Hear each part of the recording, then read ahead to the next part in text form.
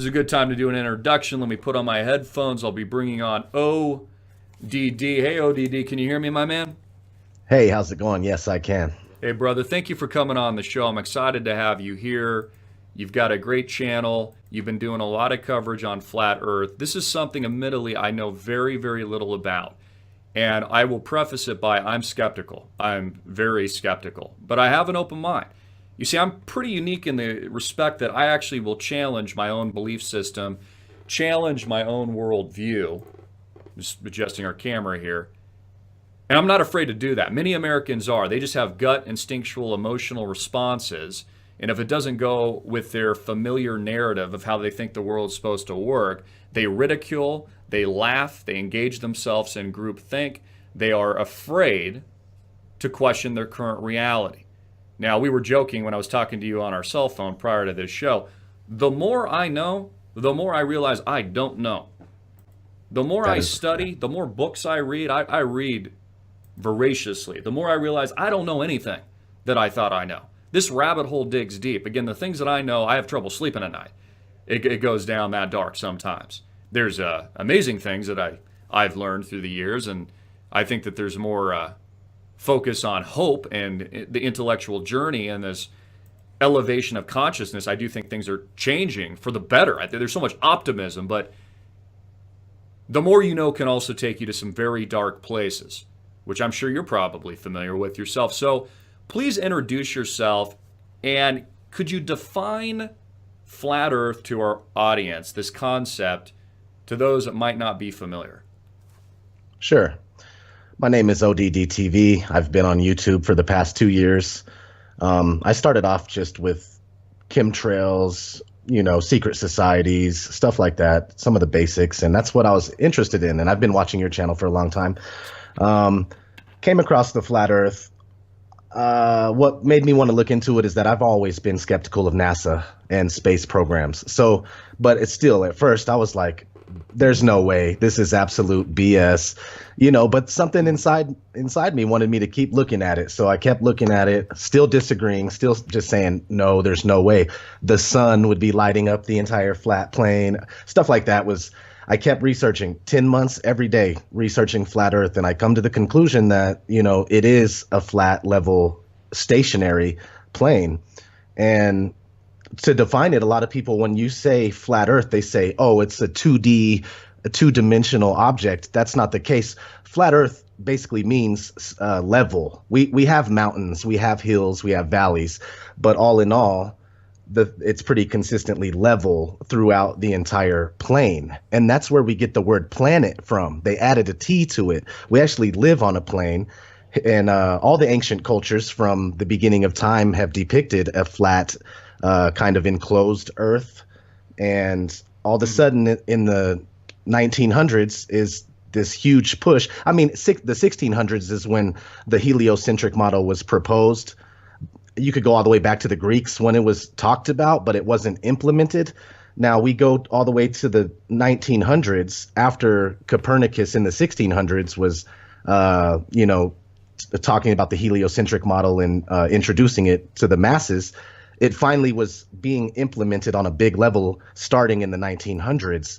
So we have this flat Earth cosmology all the way up into the 1900s when a big push was made to live on this round spinning ball flying around the sun.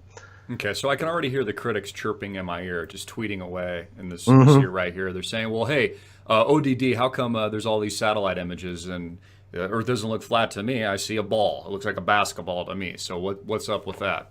Sure, fire away. I got pictures. That's one of the biggest things that got me really interested and more on board with this flat Earth stuff. I looked to try to find real authentic images of the Earth, and they are all admitted to be composites. And there's only like 2 or maybe 3 that they say are not composites, but that you could look and compare them all. And the continents are different sizes. The clouds have cloning. They're like stamped on, and you could see the clouds have been cloned and stamped on throughout the pictures. But let's go back a little bit. NASA admits that these photos are photoshopped because, quote, they have to be. And Satellites. So what's the? Let me just jump in there. What is Go ahead. the motivation? I mean, if the Earth's flat, then fine, it's freaking flat. Who cares? I mean, tell us it's flat. Why would NASA and why would the collective state want to sell the idea that it's not flat? Then I mean, what? Why? What are they covering up? That's what I don't understand. My best guess, and one of the most, I guess, people identify with this more often when you're into the flat Earth or you are a flat earther, is that they are basically placing us on a speck of dust flying through infinite space where it was made from this accidental Big Bang. And we really don't mean very much, and everything is kind of an accident. And it kind of leads you into this mentality where, things are meaningless. It doesn't matter what you do in life because this is all just some haphazard incident that, yeah. So we end up thinking and living our lives with kind of declining morals, if you have any at all anymore. I mean, I could already see with the world that, the morals are just depleting on a daily basis. But this kind of thinking where you're just an accident and you end up not caring about stuff as much. But when you know that this place is a flat, stationary Earth that was made for you, or it could have been made by a race of aliens. So a lot of people like to say this proves God. I like to say it brings me closer to my creator or creators and thinking about them and believing that we were created. But we don't know how this place was created. It could have been a whole race that put this place together. But the more you research, the more you'll find that you can't prove the spinning ball Earth unless you're suffering from cognitive dissonance and you've been programmed your entire life like I was. I mean, it took me a long time to come to terms with this, but all scientific experiments basically show that we're being lied to about what mainstream science is saying about the Earth. And so this is, in your opinion, an instrument of control. Essentially Indeed. A cover up, so we think, hey, this is just an accident. My life, my existence is meaningless. They don't want us to know the true reality of what we live here in the world today. Is there any research or researchers at the forefront of this that stand out in your mind that you think give more credence to this thesis that the Earth is flat and that it's not this spinning ball or whatever it is? There are lots of great researchers in the flat Earth, and I would lead people to watch Eric Dubay. He's the guy that got me into flat Earth. He's written books. He has a book called 200 Proofs the Earth is Not a Spinning Ball.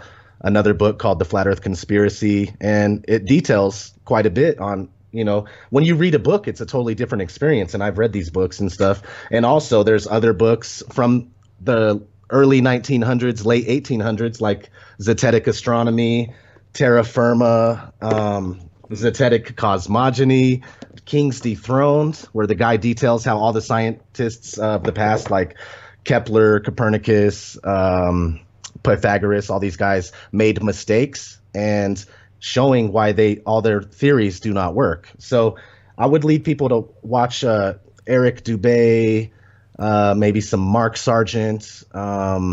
Definitely check out my work. I get a lot of people saying, thank goodness for ODD, because I try to put it out there in the most sensible way possible, and I try to leave out all the pseudo science. Some people bring in a lot of pseudo stuff and religious aspects to it, while I just try to get down to the nitty gritty scientific facts that we could look at ourselves every day.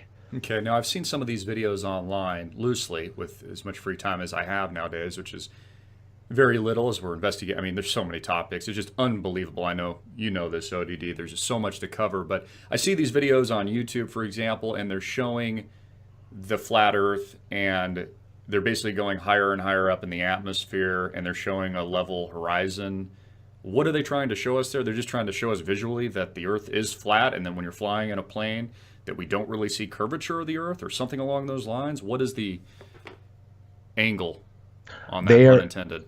Mainstream science says that we can see the curve visible at 35,000 feet.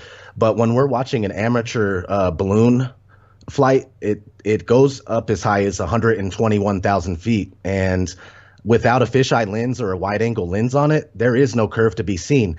And basically, if we were living on a ball or a sphere of any sort, no matter how high you rise, the horizon you would have to look down to see the horizon. Yet when you take these cameras to 121,000 feet, the horizon is still at eye level. That's inconsistent with any kind of spherical shape whatsoever. Very, very interesting. I'm processing all this. At the surface, none of this sounds crazy to me. I know most people are going to listen to it and just think it's nonsense. But again, it's like when they told us that the Titanic was an unsinkable ship, and then it just goes straight down into the ice cold sea, or all the lies that they sell us on a regular basis. What are the implications of this? So let's say, okay, you know what? You've got me. The thesis is correct. There's a massive cover-up. The cabal has essentially prevented the truth from leaking to the public for all these years. We're just starting to find out the truth. What's the implications of this? Let's say the earth is flat and you're right. What does that mean? How does that change our collective humanity, our destiny, not just as a country, but as people in general? What do you think the implications are? Well, the biggest thing is just to get these people that are lying to us to stop and start telling the truth. Okay, we give $18 billion a year on average to NASA for CGI pictures and really spacewalks with bubbles in them, because you could see bubbles in these spacewalks proving that they're in some sort of underwater kind of tank doing making these things up. But I would say the best thing that we would get from this is, stop paying these programs to lie to us. And also we would learn that, this deception is hard to swallow. It's hard to understand. And admittedly, just to jump in real quick, I'm listening. I got an open mind, but I'm not convinced, honestly. I'm just like, okay, well, what? Sure. I need more evidence. Granted, I haven't spent a lot of time researching this. I'm not well read in this area, but is there more that you can give me? Because at this point, I'm still, okay, I get it. Believe me, I understand. They could cover this stuff up. This could be a part of the mass agenda. They don't want people to know the truth. You got me there. I understand that completely, but I need more evidence. Is there anything else that stands out that you could kind of show me that'd be like, look, Chris, you need to see this, man. Like, look, tell me, you can see this with your own eyes. How do you ignore this evidence? Is there more to this equation that maybe I'm missing that you think should be presented not just to me, but to my listeners and the public tuning in? Absolutely. Well, let's start with the motion of the Earth. They give us like at least 4 different speeds of the motion of the Earth. I got them written down here. They say the Earth spins at 1,040 miles per hour. We're flying around the sun at 66,000 miles per hour, while the entire solar system is darting off at 490,000 miles per hour. Meanwhile, the entire galaxy of the Milky Way is flying over 1 million miles per hour through infinite space. Yet back in the day when we tested it, there's an experiment called Ares failure, where they shot a cannon straight up, and it was, if the Earth was spinning, it would have came down in a different spot. That failed to show the motion spin, or the Earth spin. And then we did an experiment called Michelson-Morley experiment, which failed to detect the motion of the Earth around the sun. So you start seeing all this stuff that mainstream science is telling you, yet they haven't even proved it once, including things like gravity. Like, they just tell you, like, people think gravity is a fact. If you go to look it up, it'll tell you that it's a theory. And stuff like that does matter as a whole when you start looking at this flat Earth stuff, because the proof is like, okay, water, the physics of water is that it can't curve, but people say gravity makes it curve. But there's no experiment showing that water can curve around a ball while it's spinning. And in fact, if you get a tennis ball wet and spin it, the water flies off. So if you're replicating it on a small scale, you can't do it. It's hard to get it on a bigger scale, but nobody's ever done an experiment that shows water curving. And then not only that, we're looking at lighthouses, buildings and structures from miles away, and they should be hidden by the curvature of the Earth. Yet they're still sticking right up over the horizon, and they're not tilted like they would be if they were on a curved surface, like tilted backwards or something. And we're not finding any curvature when we're looking at structures in the distance. And if you buy a powerful zoom lens camera like a P900 by Nikon, it has like an 80 times zoom. You would think that boats go over the horizon. That's one of the biggest proofs for the round Earth. Boats go over the horizon. Pull out this camera or a really nice telescope when you see a boat pass the horizon to your naked eye, and you'll see that boat again, perfectly sitting on top of flat water, still going out. So it's all perspective based when we see things and think we're seeing curve. But if you look, you're seeing things that should be hidden by curvature, yet they're still there. Yeah, well, I'm a big believer perception is your reality. I really believe that to be the truth. And there was an interesting video I think we saw from our mutual friend Richie from Boston where he had his camera out. I don't know what type of lens it was, but he was taking a shot of a building across the, was it the bay or something like that? And then he took another shot of the moon and showed how the zoom lens would zoom in just as much, not just on the, I think it was like a Bank of America building or something, but it zoomed just as much on the moon that was out. I don't know if you saw this, but that kind of sounds like what you're talking about with the ships out on the horizon. Yes, pretty much, because they say that you wouldn't be able to see it, period. Yet now when we find this stuff and start presenting it on videos or out in the open, we get things like, oh, that's just a superior mirage, man, and there's all these these terms that like they the give mainstream us. media is a mirage, right? Yeah, exactly. So there's plenty of stuff, and there's one more thing that I think is really important is what was I going to say? Oh, the Van Allen radiation belt. There's this thing called the Van Allen radiation belt, and NASA admits that we cannot go through it today. And it's only between 99 miles away and 1,200 miles away. So between 99 and 1,200 miles away. Van Allen radiation everywhere. Back in the moon days, 1969, 1968 through 72, or something like 69 through 72, we went to the moon 6 times in the Apollo project. Allegedly. So then now in 2017, NASA, every time they're on camera, now they're like, oh, well, we're working on this new technology with Orion that could get humans safely through the radiation belt. And so we can explore places like the moon and Mars and places we want to go to. And I always think, just a joke, I always think this is such bullshit, too. They always sell us on this con job of how great the technology is. Like, they're going to change the atmosphere of Mars so humans can live on it. All these great things they're going to do. Dude, we don't even have self-driving cars yet. I've been telling this for years. I haven't seen a self-driving car yet. I mean, it's like, they say that we're going to do all these amazing things. And then when I look around me, what's really changed? The only development that we've had is the advent of the internet, which is a major development, and we have cell phones. That's it. And then it's kind of funny. So go back to the moon, though. I think you were probably onto something there. Which go ahead. Okay. Here's a problem that they made. The moon is supposedly 238,000 miles away. And like Richie was filming with his camera, it's noticeably much closer. The sun too, which is why on a flat Earth the sun is able to set due to perspective, because on the flat plane it's closer, it's smaller, so the further it travels away from you, it appears to go down, and finally it's far enough away to where you can't see the light. It spotlights the area it's over. But speaking of the moon, okay, NASA shot themselves in the foot with that. They say they go 238,000 miles away back in 1969, but today we can't even go 1% of that distance. So it's quite strange, Yeah, you mentioned the Van Allen radiation belt. So obviously astronauts had to run through that to go to the moon if they actually did get there. And the idea is they couldn't pass through that without tremendous amounts, massive amounts of radiation, deadly radiation that would easily kill any human being. So how does NASA even defend that? They say that the ship was equipped with, I don't even know. I mean, do you know how they defend that? Yeah, I do. Here's their answer to that. The Van Allen radiation belt hadn't been discovered yet.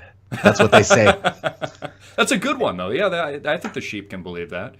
Absolutely. Yeah, so they went there in a tinfoil kind of get up with tinfoil and cardboard and scotch tape. The little lunar lander. That thing looked so ridiculous. There's no way that thing would have made it through some sort of radiation like that. Well, how did it land on the moon? If you look at the photos and the video, it just landed. It's sitting perfectly without any dust.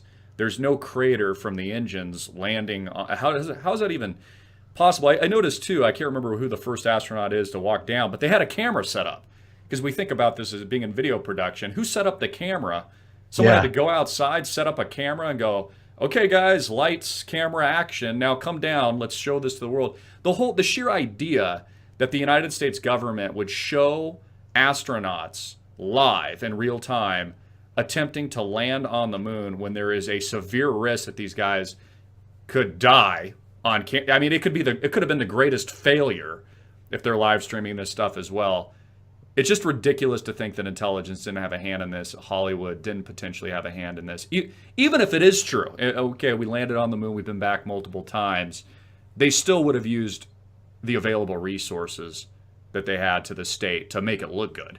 I mean, they at least would have done that. And then there's all these other anomalies. So the one rock that we see in the famous photo with the sea, what are your thoughts on that? People say, oh, it maybe is a hair because they had to develop the film old-fashioned style back in the day. They didn't have Photoshop. But are there any anomalies that stick out with the moon landing that you think are just the flag? I've heard obviously it looks like it's blowing in the wind, but there's no atmosphere.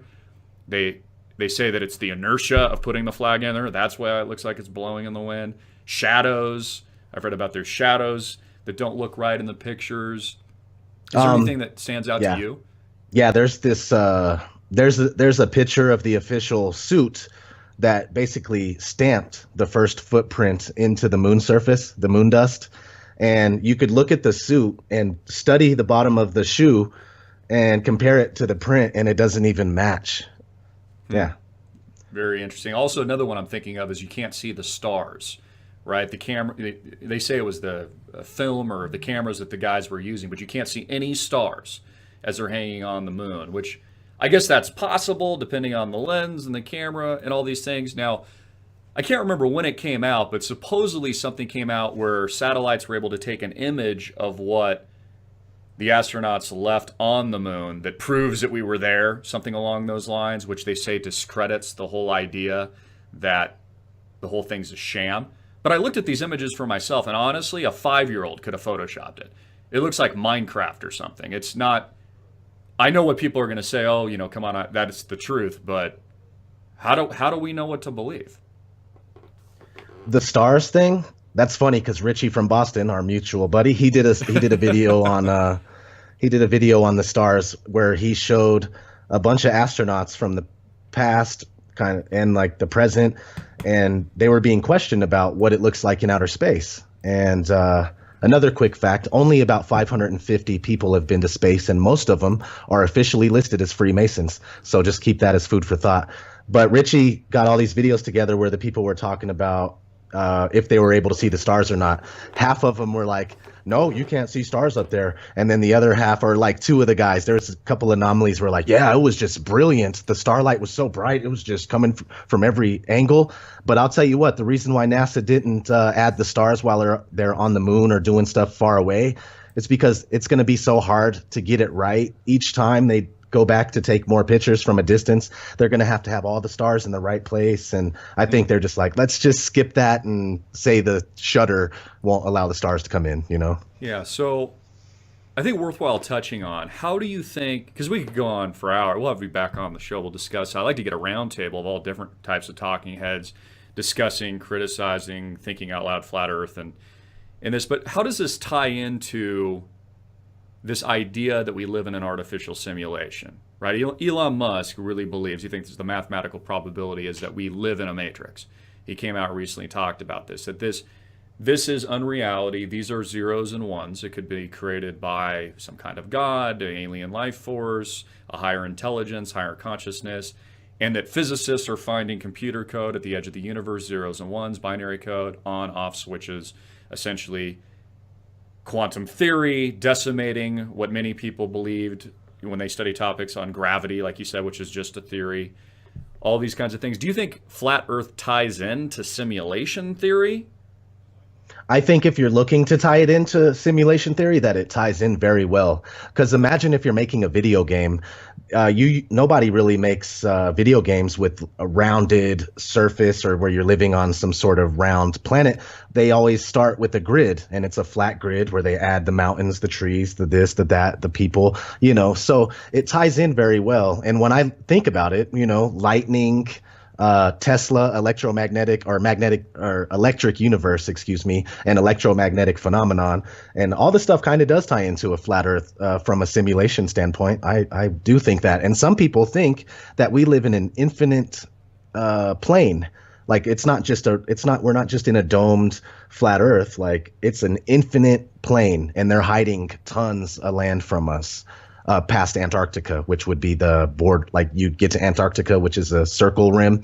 Once you get there, you keep going in any direction, you may find another pond. Like we live in a pond, but that's not necessarily what I believe. But I have to entertain all these things because I honestly don't know. The more I find out, the more I realize I don't know. Like you said. Wait a minute. So you're telling me you investigate things for yourself? This is unbelievable. You critically think, and there's things that you don't know. Like you're not afraid to go out and investigate the truth. That is just a breakthrough. The fact that you said that, it just makes my day. Brother, any other closing statements? We've got about a minute left. Any final thoughts on Flat Earth? We'll have you back on the program again sometime soon. Anything else you'd like to add? Yes, one real quick. We've been programmed and indoctrinated to believe in this round spinning ball Earth flying through space. If you watch movies, you'll start to notice all the time you're seeing this right in your face. If you think about it, you were shown the globe and taught before you can even think for yourself or even barely walk. You were taught the globe model. This stuff is imprinted in our minds, and we grow up, and it's hard to let go. So just keep that in mind. All right, ODD, thank you so much. How can our audience find you?